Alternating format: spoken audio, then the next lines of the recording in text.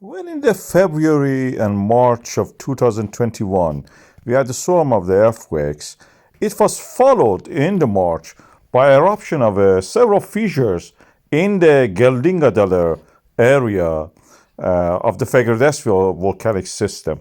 It was limited eventually to one fissure which formed a cone, and through that we had these spectacular eruptions for almost 6 months. In recent weeks, we have seen some activity now in this region, which are marked now for you in the rectangle. It has been quiet now for almost 2 years, and the earthquakes are seemingly are back in that area.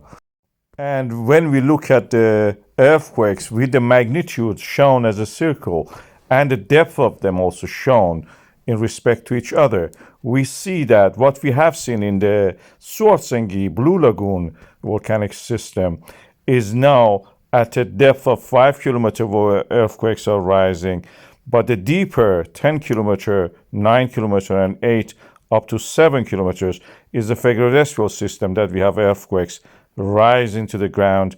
This may be due to the opening of the fault lines and creating a pathway for the mantle of the earth to melt and form the magma rising. To the east, here to the right of this, we can see the Grindavík volcanic system also getting awakened by the recent movements in the fault lines. This is the pattern we see in the Reykjanes Peninsula and the Reykjanes Ridge.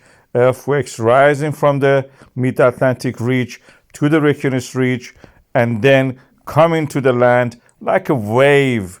And every day we can see that wave transferring the movement from the Svartsengi to the Fagradalsfjall, to the Grindavík, to the Brennisteinsfjall, and to the Hengil volcanic systems. This is the accommodation of the movement. It creates something in geology we call bodinage, means sausage making process. These lobes you see there, these are created by the pulling of the ground.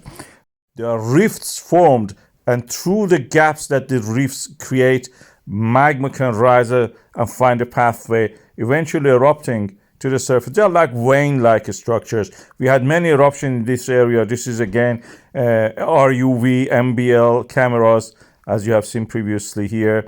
And we are seeing many of these volcanoes in that area. Meradelo, Little Koto, Fagradalsfjall, also you saw it before that. Then the Svartsengi, Sundunka, Hagofell, and the Grindavík, and again Sundunka too. We are seeing them. They're all happening in this sequence, in this line of this fractured earth, rifts that are created. We call them volcanic system, each one of them. And then some of them were not active. They're getting active now. Fagradalsfjall after 2 years is now getting active. And after that, it's Grindavík. And to the east, all those volcanic systems are gradually getting active, as you can see and hear.